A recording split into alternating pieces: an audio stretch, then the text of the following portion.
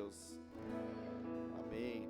Hoje eu não vou estar ministrando, eu convidei aqui a pastora Débora, queria chamar ela à frente aqui. Você aplaude ao Senhor pela vida dela, em nome de Jesus.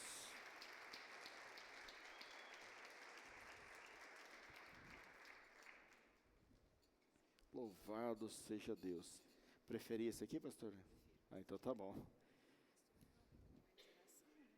Vai, depois você passa para mim, tá bom? Graça, amor e paz, irmãos.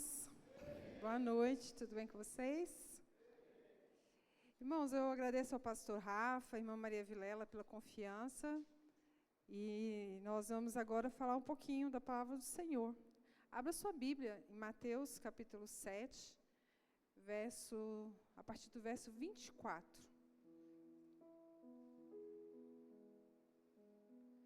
Diz o seguinte: todo aquele, pois, que ouve estas minhas palavras e as pratica, será comparado a um homem prudente que edificou a sua casa sobre a rocha.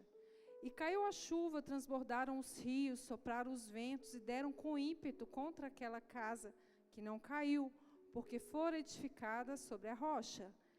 E todo aquele que ouve essas minhas palavras e não as pratica, será comparado a um homem insensato, que edificou a sua casa sobre a areia. E caiu a chuva, transbordaram os rios, sopraram os ventos e deram com ímpeto contra aquela casa, e ela desabou, sendo grande a sua ruína. Feche seus olhos, irmãos. Senhor, essa é a tua palavra, Pai. Nós te louvamos, Senhor, e te agradecemos, Senhor, porque a sua palavra é viva, Senhor. E pedimos, Pai, fale conosco, ó Deus, ministra nos nossos corações, Pai. Que a tua palavra venha, Senhor, e produza o resultado em nós para a qual ela foi enviada, Deus. Pai, abra cada coração, Senhor, que cada mente, Pai, esteja cativa ao Senhor neste momento. Que o teu Espírito Santo tenha liberdade no nosso meio, ó Deus. Em nome de Jesus eu te peço. Amém. Queridos, eu quero reler com vocês o verso 24, que nós acabamos de ler. Diz assim: todo aquele, pois, que ouve estas minhas palavras e as pratica, será comparado a um homem prudente que edificou a sua casa sobre a rocha. Nessa noite, irmãos, eu gostaria de trazer uma reflexão a respeito da nossa parte e a parte de Deus. Toda a Bíblia, nós sabemos que é o quê? Ela é instrução para nós. E toda lei, o que ela é? Ela é um princípio estabelecido que ela vai funcionar da mesma forma na vida de qualquer pessoa. Toda lei é assim.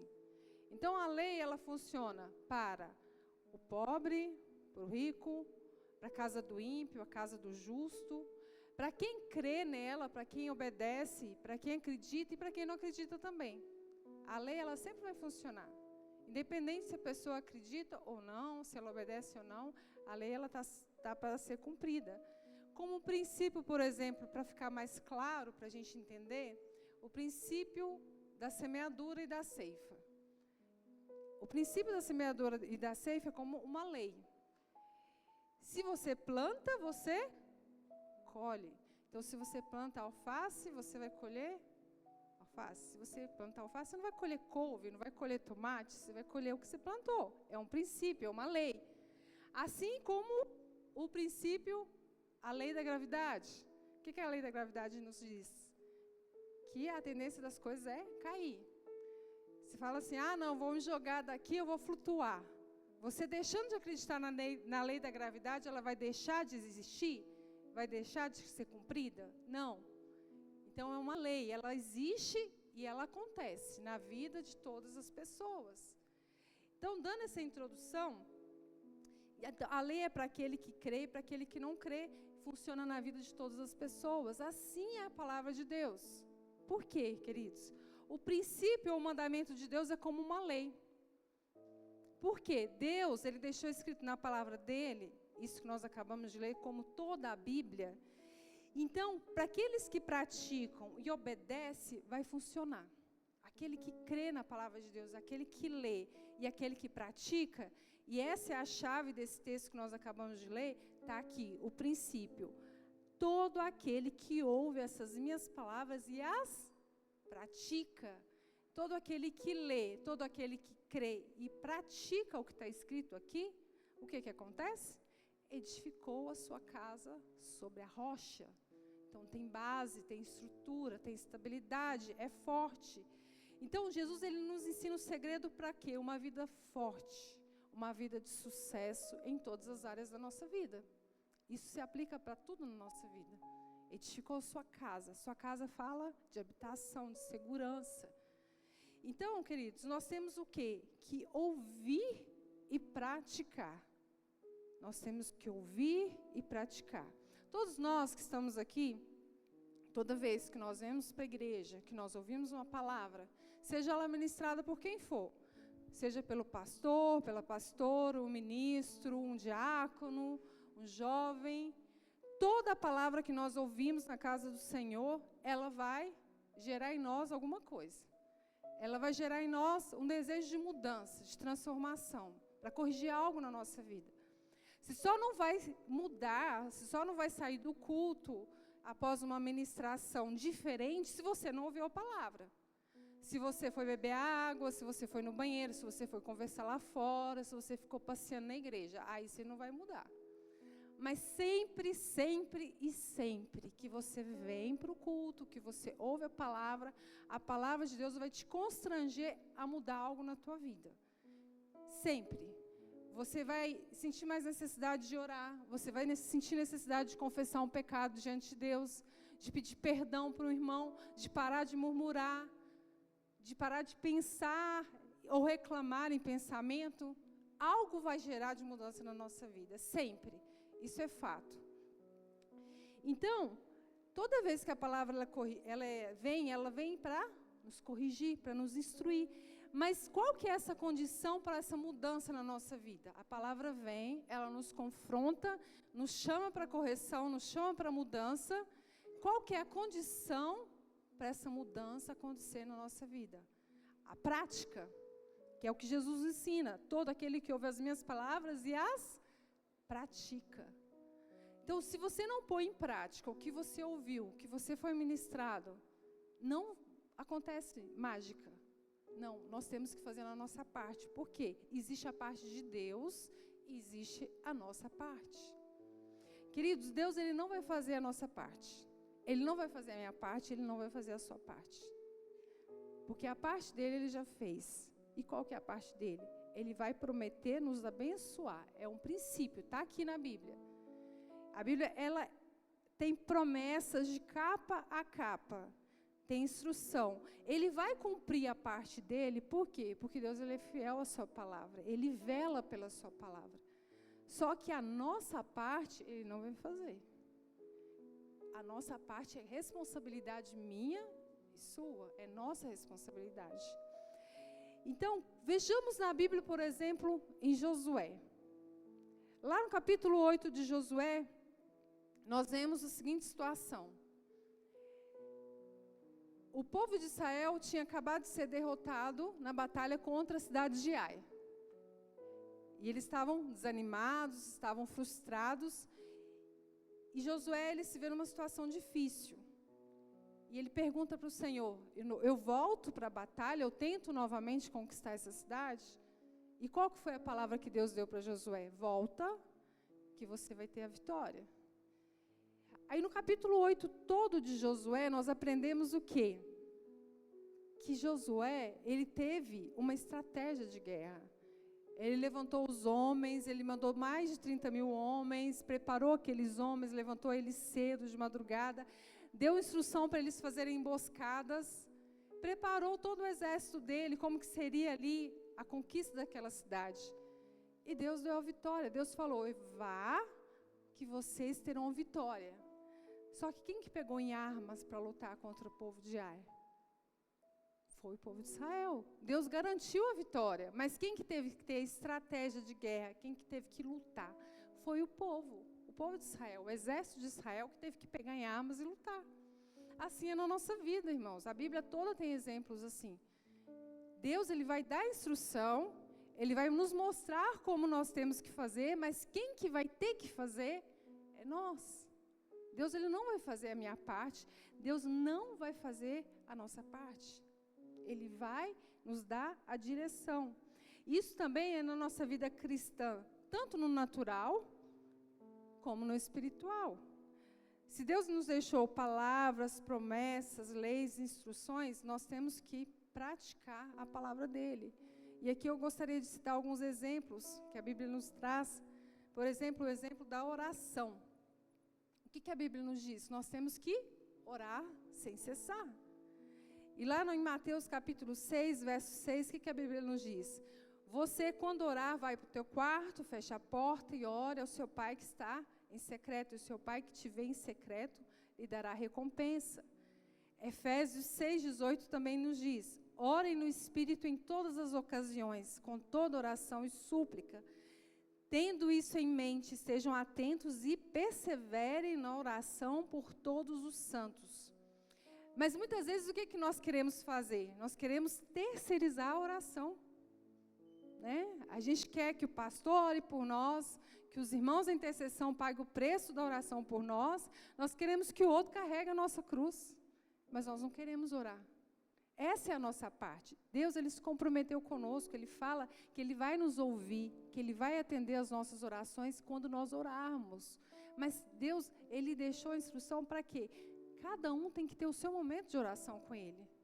Nós, como cristãos, nós temos que ter a prática de oração, porque a oração faz parte da vida do cristão. Nós não podemos terceirizar a oração. A gente não pode ficar contando com a oração da irmã Maria Vilela, a oração do pastor, para Deus resolver o meu problema. Eu tenho que ter meu momento de intimidade. Eu tenho que entrar no meu quarto, eu tenho que fechar a minha porta, eu tenho que orar, eu tenho que buscar a Deus. Isso é na vida de todos nós. Existe, claro, irmãos, a Bíblia fala que nós devemos orar um pelos outros. Existem momentos e situações pontuais em que você vai precisar de ajuda em oração. Eu lembro muito bem uma vez que eu desabafei com a pastora Azul. Eu estava enfrentando um momento de dificuldade muito grande. Eu senti um ataque espiritual muito grande contra a minha vida. Eu estava cansada, eu estava esgotada, eu estava desanimada. E durante a nossa conversa, a pastora Azul falou assim: Débora, eu posso orar por você? Estou sentindo que você está precisando de oração neste momento. Você está precisando de ajuda nesse momento, nesse sentido da tua vida. Existem situações e existem situações.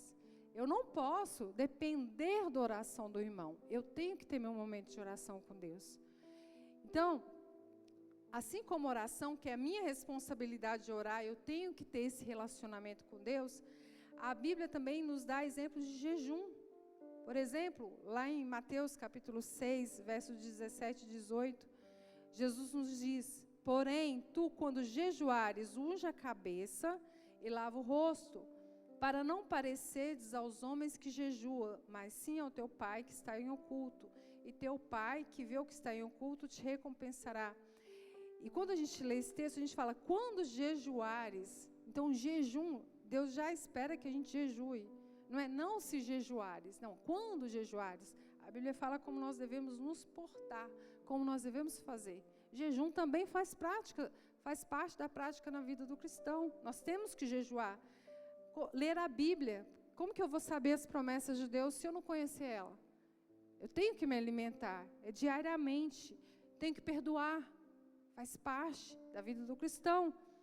Lá em Lucas 17, 3 e 4 diz: se o seu irmão pecar, repreenda-o. Se ele se arrepender, perdoe-lhe. Se pecar contra você 7 vezes no dia, e 7 vezes voltar a você e disser: estou arrependido, perdoe-lhe. Outro versículo, Mateus 6, 14 e 15 diz: pois se perdoarem as ofensas uns dos outros, o Pai Celestial também perdoará vocês. Mas se não perdoarem uns aos outros, o Pai Celestial não perdoará as ofensas de vocês. O perdão faz parte da nossa vida também, queridos. Não tem como você chegar diante de Deus, pedir perdão a Deus das suas ofensas, se você não perdoar o seu irmão. Assim como a Bíblia nos diz, se nós perdoarmos, nós seremos perdoados pelo nosso Pai. Mas se eu não perdoar, Deus não vai me perdoar. Está aqui, acabamos de ler isso. É a minha parte e a parte de Deus. Se eu não cumpro a minha parte, Ele não vai fazer a dele. Está claro na Bíblia. Outra forma que nós temos de obedecer a Deus, fidelidade, irmãos. E uma expressão da prática da fidelidade a Deus está onde? Nos dízimos, nas ofertas. Eu gosto muito do texto de Malaquias, capítulo 3, do verso 10 ao 12, que começa assim: trazei todos os dízimos e ofertas à casa do tesouro, para que haja mantimento na minha casa, e ponha-me à prova nisso. Eu gosto muito dessa parte, porque Deus é uma das poucas partes, se eu não me engano, é a única na Bíblia que Deus manda a gente fazer prova dele. Deus fala: seja fiel a mim e depois você me prove. Faça prova comigo, se eu não vos abrir as janelas dos céus, não derramar bênçãos sobre vós, que vos advenha maior abastança. Deus, Ele está nos provando aqui também. Ele pede para que a gente exerça a nossa fidelidade e aí em seguida nós podemos testá-lo. Aí, a Bíblia continua dizendo no verso 11: por causa de vocês repreenderei o devorador, para que não consuma os produtos da terra, e não deixarei as suas videiras nos campos ficarem sem frutos, diz o Senhor dos Exércitos. Todas as nações dirão que vocês serão felizes, porque vocês serão uma terra de delícias, diz o Senhor dos Exércitos. Um pouco antes, no início desse texto, no verso 6, começa assim: porque eu, o Senhor, não mudo. Quando eu leio essa parte, irmãos, Deus está começando a introduzir o caráter dele. Ele fala: eu não mudo. Se eu sou o mesmo Deus lá do Velho, do Novo Testamento, é o mesmo Deus que age hoje. Portanto, ele exige fidelidade a ele, nos dízimos e nas ofertas. Aí, a Bíblia nos fala que por causa da nossa fidelidade, ele vai o quê? Repreender o devorador. Aí você está com a tua vida financeira destruída. Né? Quebra as coisas em casa, o dinheiro nunca dá até o final do mês, fazendo uma dívida atrás da outra. Aí você fala assim: não, eu vou ali no monte, vou fazer uma campanha de não sei quantas sextas-feiras, vou fazer um voto com Deus, eu vou jejuar, vou orar de madrugada para Deus resolver a minha vida financeira. Não adianta. Não adianta, porque Deus já deixou a instrução aqui. O que Deus falou? Seja fiel a mim. Se você for fiel a mim, eu vou repreender o devorador. Agora, se a gente quiser fazer campanha, oração, ótimo, mas faça por outro motivo. Agora, a questão do dízimo, da oferta, a fidelidade a Deus para a nossa vida financeira, passa por esse texto, queridos. Não adianta a gente querer negociar com Deus, porque Ele vai cumprir o que Ele deixou escrito. Amar, outro princípio, amor a Deus. O que a Bíblia nos diz lá em Marcos, capítulo 12, do verso 28 ao 31. Gostaria que você abrisse na sua Bíblia, se você puder acompanhar, do 12, 28 ao 31. Diz assim: chegando um dos escribas, tendo ouvido a discussão entre eles, vendo como Jesus lhes houvera respondido bem, perguntou-lhe: qual é o principal de todos os mandamentos? Respondeu Jesus: o principal é: ouve, ó Israel, nosso Deus, é o único Senhor.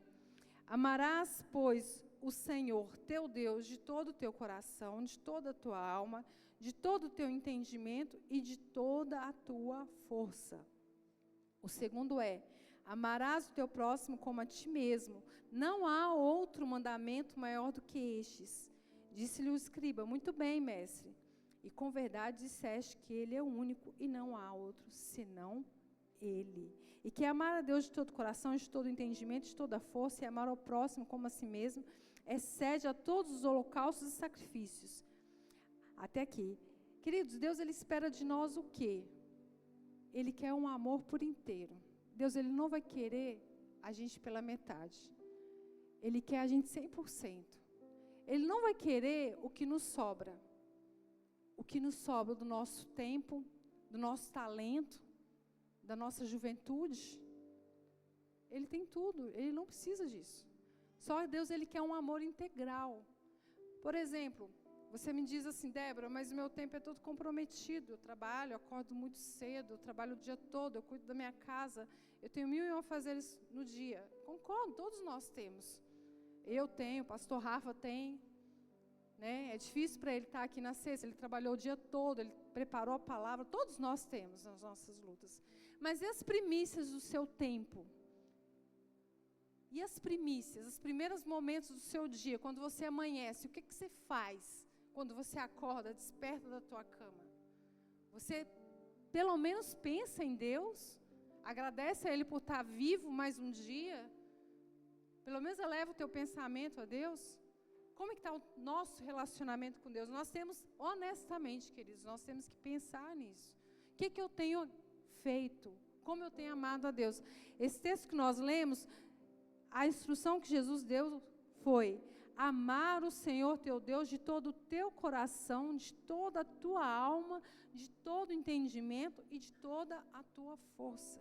Todo coração, pensamento, alma, emoções, envolve tudo.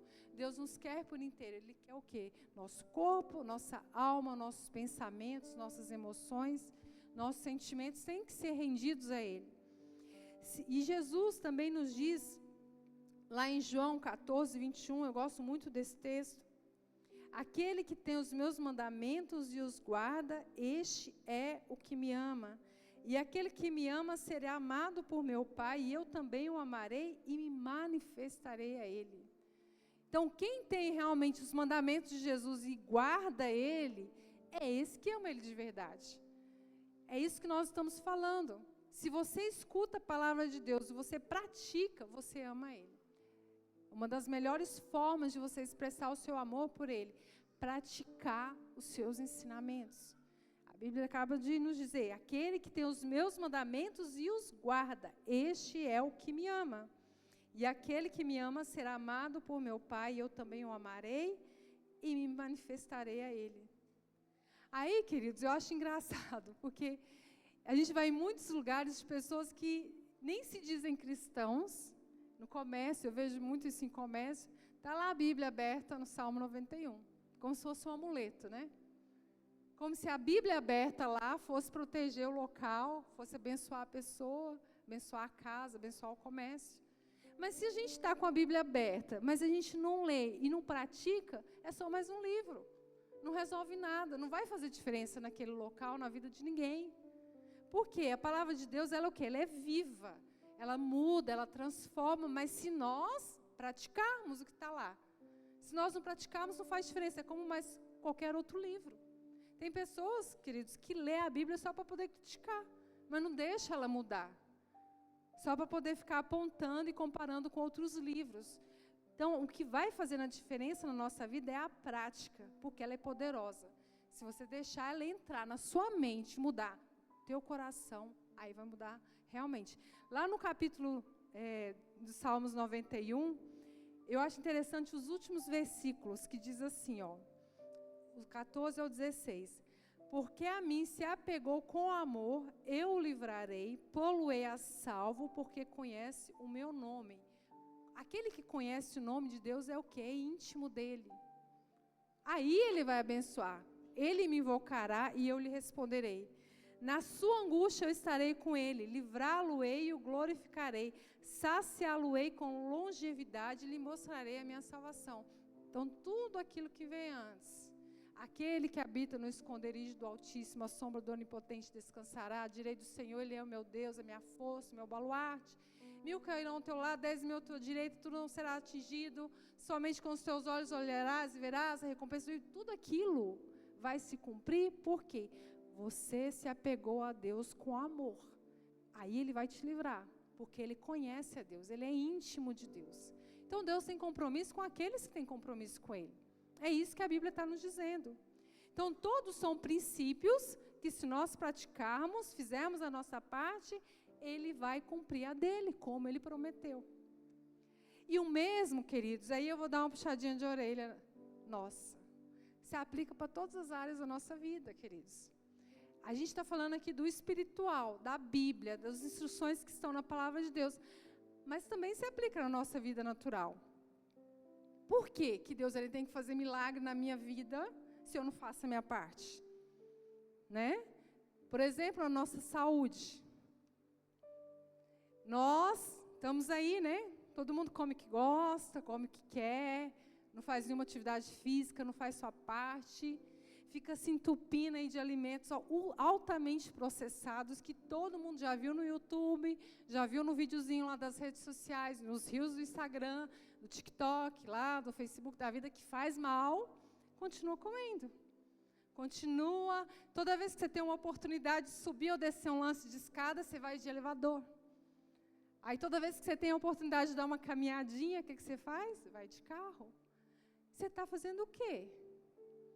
Você está plantando o quê na sua vida? Qual a sua parte nisso aí? Nós estamos plantando saúde ou estamos plantando doença? Aí você vem plantando 10, 20, 30, 40 anos, um dia, aquelas doenças que poderiam ser perfeitamente evitadas, como um colesterol alto, um pré-diabetes, né? O que mais? Uma inflamação crônica, uma pressão alta, tudo podia ser evitado.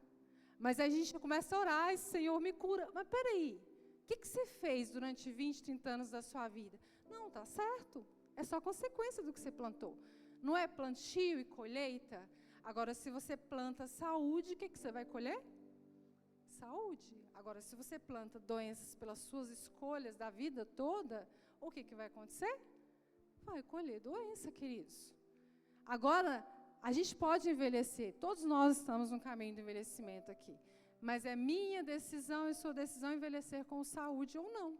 Existe, lógico, no meio do caminho, alguns acidentes de percurso que acontecem. A pessoa não planejou, de repente, ficar internada ali com uma crise renal, com uma crise de bronquite, ou seja lá o que for, fazer uma cirurgia no joelho, acontece. Mas o que eu posso evitar, o que eu posso fazer para me cuidar e eu não faço, é a minha parte. Não adianta, queridos, a gente depois, nós vamos orar, Deus ele é misericordioso, Ele cura, Ele abençoa, Ele restaura a saúde. Restaura. Mas a nossa parte, que é cuidar dela, Ele não vai fazer para nós. A nossa atividade física, Ele não vai fazer. A escolha lá de colocar uma verdurinha do prato, Ele não vai fazer. É o que você compra no mercado lá todo mês. Aquela prateleira lá de doce, de chocolate, de um monte de embutido, de enlatado. Deus, Ele não vai lá na prateleira escolher para nós. É a gente que coloca na nossa mesa. Então, eu estou trazendo esse exemplo porque é decisões. Nós que temos que decidir o que nós fazemos da nossa vida. As escolhas que nós fazemos no nosso dia a dia. Da mesma coisa nas nossas emoções, queridos. Hoje as pessoas estão o quê? Adoecidas emocionalmente. Vários tipos de doenças emocionais. Por quê? Como que estão os relacionamentos das pessoas? O que as pessoas estão vivendo hoje? A maioria das pessoas estão viciadas em quê? Em rede social, né? Vendo uma vida de vitrine que não existe, porque lá ninguém coloca os boletos que tem que pagar, as tretas dentro de casa, a discussão, a pia cheia de louça, um monte de roupa para lavar, ninguém põe isso. A vida lá é tudo perfeito. Só viagem, só festa, todo mundo sorrindo, ninguém está chorando. Aí você olha 5 minutos de rede social, você fica com depressão. A minha vida é horrível, não vivo nada disso. Né? Uma vida de vitrine para vender alguma coisa, e você vai se entupindo disso. Vai se entupindo, vai colocando tudo isso para dentro. Aí eu te pergunto, quantos livros você já leu esse ano? Ou quantos você pretende ler? Vamos dar um desconto, porque a gente só está em fevereiro, né? Quantos livros nós pretendemos ler? Qual foi a meta que você colocou para a sua vida de estudo? Se a gente não fizer essas escolhas, irmãos, Deus não vai fazer para nós, não. Nós somos seres inteligentes, nós que temos que optar. O que nós vamos colocar diante dos nossos olhos? Que tipo de filme que você vai assistir na sala da tua casa? Aquilo ali, na frente do seu sofá, é um portal. É um mundo espiritual aberto, é uma janela aberta. Agora, se você assiste filme que tem pornografia, violência, drogas, vícios, destruição, aí você acabou de assistir um filme ou uma série, seja lá o que for que você escolheu para assistir, de entretenimento, nossa, que sensação ruim, que dor de cabeça, que mal-estar. Só lixo que você botou para dentro da tua casa. Então, são escolhas. Nós que devemos escolher o que nós vamos colocar dentro da nossa casa. Então, nós temos que cuidar das nossas emoções, do que entra aqui, do que nós vamos processar, o que nós vamos permitir entrar no nosso coração. E a Bíblia nos diz também, como nós já lemos, você está perdoando? Como é que está o nosso coração? 70 vezes 7 ao dia? Como Jesus ordenou? Será que nós estamos perdoando? Ou a gente está deixando fermentar? Sabe aquela palavra atravessada que alguém te falou? O seu marido, a sua esposa, ou o irmão da igreja falou aquela palavra lá que você não gostou muito, que você ficou chateada, aí você vai fermentando aquilo, deixando aquilo criar raízes no seu coração. Daqui a pouco, irmão, se você não perdoa logo, aquilo azeda. azeda literalmente nossa vida. Então, a Bíblia nos diz, perdoa e perdoa rápido. Eu gosto muito do texto que Jesus diz assim, não se ponha o sol sobre a vossa ira. Por que não se põe o sol? Antes de o sol se pôr, o dia acabar, vai lá e resolve. Vai lá e perdoa, vai lá e conversa. Não guarda rancor, gente. Isso só faz mal para nós. A pessoa lá nem lembra mais o que falou. Ela já está dormindo, com a cabeça leve, sonhando, e você está lá sofrendo. Então, o perdão, ele vai o quê? Deixar a gente leve. Porque a Bíblia fala, é guardar suas emoções, é guardar o seu coração, porque dele procedem as fontes da vida, como diz os Provérbios de Salomão. Filipenses 4:8. O que a Bíblia diz lá em Filipenses 4:8? Só para a gente reforçar esse sentido aqui das emoções. Finalmente, irmãos, tudo que é verdade, ou tudo que é verdadeiro, tudo que é respeitável, tudo que é justo, tudo que é puro, tudo que é amável, tudo que é de boa fama. Se há alguma virtude e se há algum louvor, ou se algum louvor existe, seja isso que ocupe o vosso pensamento. Só não obedece quem não quer. A Bíblia diz, você tem que fazer o quê? Tudo que é verdadeiro, tudo que é respeitável, tudo que é justo, tudo que é puro, tudo que é amável, tudo que é de boa fama. Se há qualquer virtude e qualquer louvor, é isso que ocupa a nossa mente. É nisso que nós devemos pensar. Agora, o que a Bíblia fala em contrapartida? Fuja da aparência do mal. Parece mal, tem alguma maldade? Corre. Não fica lá observando para ver o que vai dar. Ligou Cidade Alerta lá, que devia ser notícias de tragédia, 5 minutos, o Brasil Urgente, ainda é isso? Não assisto mais faz tempo. 5 minutos que você assiste, você passa mal. Fala assim, não vou mais morar em São Paulo, vou arrumar uma cidade do interior, vou sumir, porque só morte, só assalto, só desastre.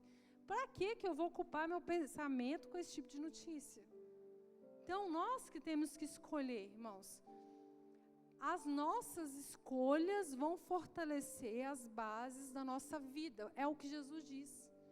Aquele que tem os meus mandamentos, guarda e pratica. Então, se você quer edificar a sua casa sobre a rocha, as suas escolhas que vão fortalecer essas bases. Então, nós temos que praticar as palavras de Jesus. Se nós não praticarmos as palavras de Jesus, queridos, Deus não vai fazer isso por nós, não. A Bíblia tem 66 livros. Todos eles, nós temos aqui instruções claríssimas do que nós devemos fazer. Só que a prática do que está aqui, queridos, é nossa. Nós que temos que praticar, porque Deus ele não vai fazer na nossa parte. Amém? Glória a Deus? Então essa é a palavra que o Senhor trouxe para nós essa noite. Amém.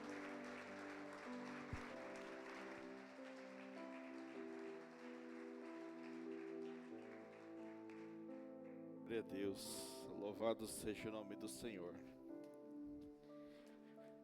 Palavra